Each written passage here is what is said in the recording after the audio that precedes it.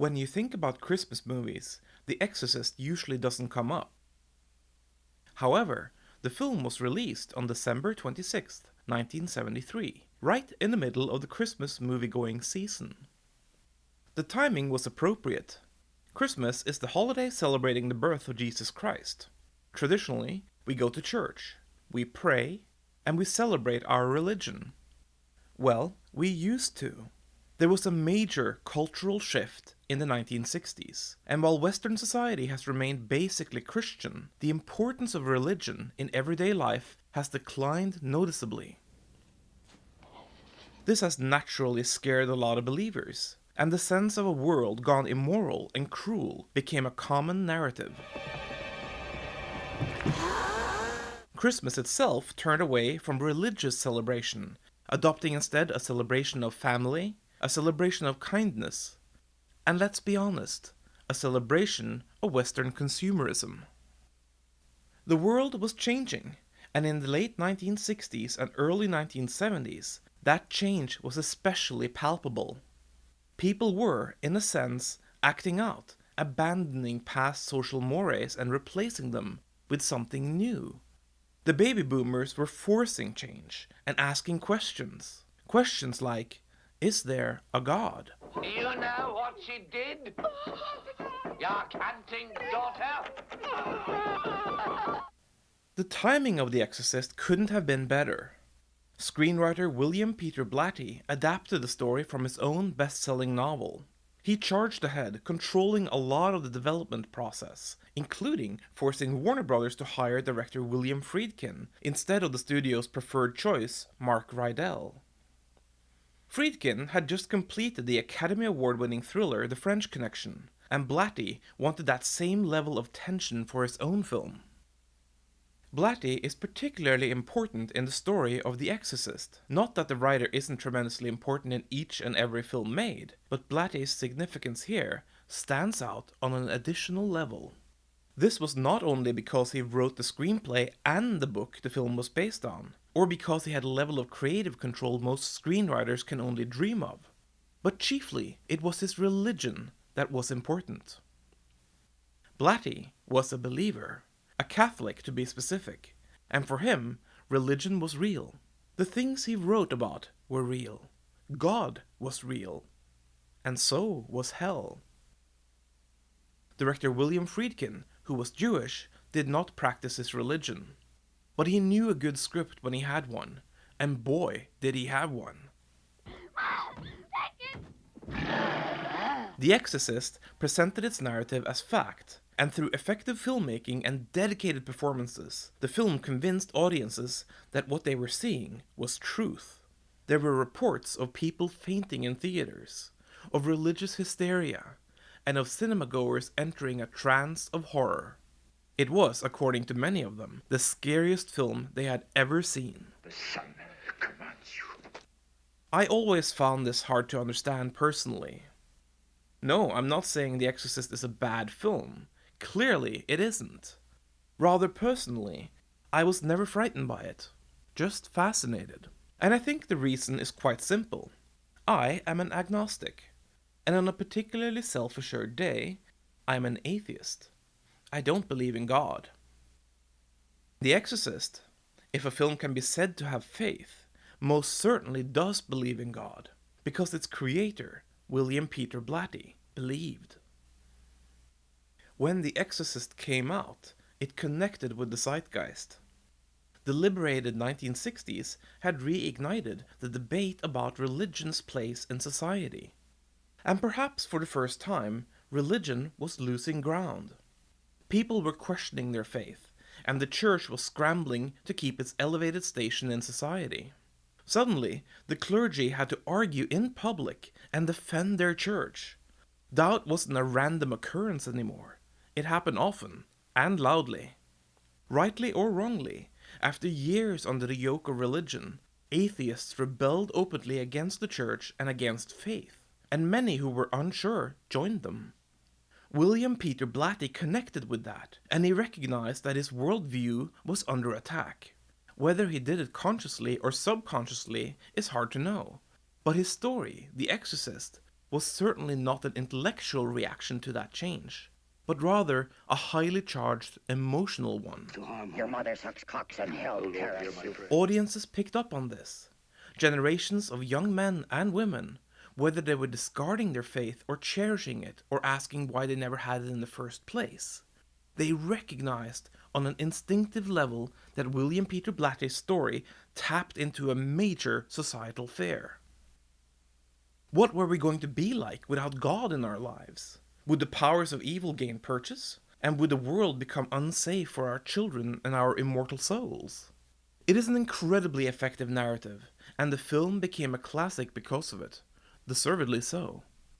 But at the same time, the story doesn't necessarily answer these questions of faith or lack of faith, but it certainly puts you on a distinct religious path.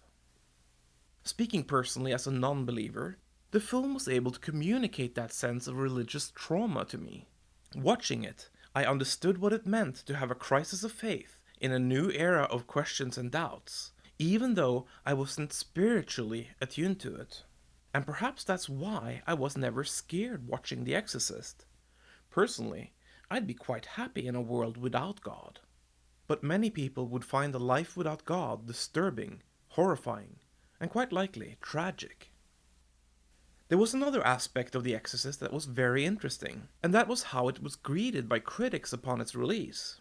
Initially, the critical response was muted, pretty much evenly split between those who lauded the film and those who condemned it. Many hostile critics accused the film of being religious porn, of being evil, and of being unnecessarily cruel. Lift me! Lift me! I deeply disagree with many of these negative analyses. The critics who were most vehemently against the film failed to recognize what the audiences saw. A film that took the side of religion, a film that sympathized with the cultural fear audiences felt as their world was becoming less faith-driven, and by extension, less predictable. If there is a God, then there must be a plan. If there isn't a God, then we are at the mercy of forces we cannot identify with, and more importantly, that won't identify with us. God created us in His image, so naturally He'd favor us and protect us humans. This is a nice, paternal sentiment in a world where our parents can't, and in some cases sadly won't, be there to protect us as we go through the struggles of life. But if we have God, then somebody, even somebody physically absent, will be on our side. In contrast, without God, what are we left with? The universe doesn't care about us, and life happened because of a chemical fluke. One astral mishap, with a stray comet caught in the wrong gravitational path, and suddenly we are toast. It is a frightening concept. Religion was, and always has been, a cure for such fears. And with life after death, we even get a do-over. All while being under the protection of a creator who made us in His image. A comforting and strong Father, who loves us. I am not trying to upset you by talking about this, but life is tough and unfair and often harsh. Speaking of harsh, perhaps I'm being a bit hard on critics. It is nearly impossible to recognize a culturally important film that will endure past its own era. But at the same time, I believe critics were biased against The Exorcist because it was a horror film. Even Roger Ebert, who gave the film 4 out of 4 stars, said The Exorcist was essentially too brutal to be enjoyable, and he concluded by saying, "Are people so numb they need movies of this intensity in order to feel anything at all?" Fair enough, one cannot argue subjective opinion, but to call The Exorcist an evil film, as some people did, well, that is in my not-so-humble opinion, pure hogwash. The Exorcist is about saving a child from evil. The story portrays 2 priests, Father Merrin being a devout older priest, and Father Karras, a younger priest in the middle of an emotional crisis following the recent death of his mother. In the end, both men die in the battle against the demon Pazuzu, and Father Karras reaffirms his faith in an act of self-sacrifice. That's not unkind or evil, and those are good and decent characters. And then there's Chris MacNeil, who fights to reclaim her daughter from a force far more powerful than herself. Motherhood becomes a vessel for human kindness, and in a perfect world, that is what it is. Nobody loves us like our mothers, our true creators. The Exorcist clearly isn't evil, not even a little. I have seen several evil films in my time. They are films that portray variations of hatred, be it racist, be it a war crime, or simply be it intolerant. Shortly after its release, The Exorcist was nominated for an Academy Award for Best Picture. Over the next few years, even the holdouts among the critical chorus changed their tune, and today the film is regarded as a classic. As a horror film, The Exorcist helped shape the future. Previous studio-produced films in the genre had been commercially successful, with filmmakers like Alfred Hitchcock and Roman Polanski generating classic horror tales that remain beloved today. But The Exorcist changed the game. The film's commercial success allowed horror filmmakers a chance to make big-budget studio horror, and these were films that further changed the landscape of Hollywood. Films like Jaws, like The Omen, like Carrie, and like Alien. As for The Exorcist, several sequels and a television series followed. Exorcist II, The Heretic, was made 4 years after the Friedkin Blatty film. Neither man wanted to be involved, thinking a sequel was a bad idea. Turns out they were right. The film was met by hostile critics and audiences, and has been called one of the worst films ever made. But on the other hand, the film also has its defenders in tastemakers like Quentin Tarantino and Martin Scorsese. I think the problem with the sequel was elevated audience expectation. The first Exorcist made such an impact that following it would be nearly impossible. When the studio then hired a borderline art house filmmaker like John Boorman to direct, of course it wouldn't match the spiritualist realism of Blatty's original story, or the sharpness of Friedkin's direction. Honestly, Warner Brothers should have known better. Zardoz was director John Boorman's previous film. Kiss the bride! It took 13 years for another Exorcist sequel, though it didn't really start out as a direct sequel. Exorcist III was originally called Legion. William Peter Blatty directed from his own screenplay, but when production company Morgan Creek saw Blatty's cut, they felt changing the title to The Exorcist III and adding an exorcism climax would do wonders at the box office. The result was an uneven, if still very interesting film. Recently, a restored director's cut was released, compiled together from previously lost footage. The fourth film in the series was an even more troubled production than the two previous sequels. Originally, Dominion, prequel to The Exorcist, was directed by Paul Schrader. It was a prequel story about Father Merrin and his first encounter with Pazuzu.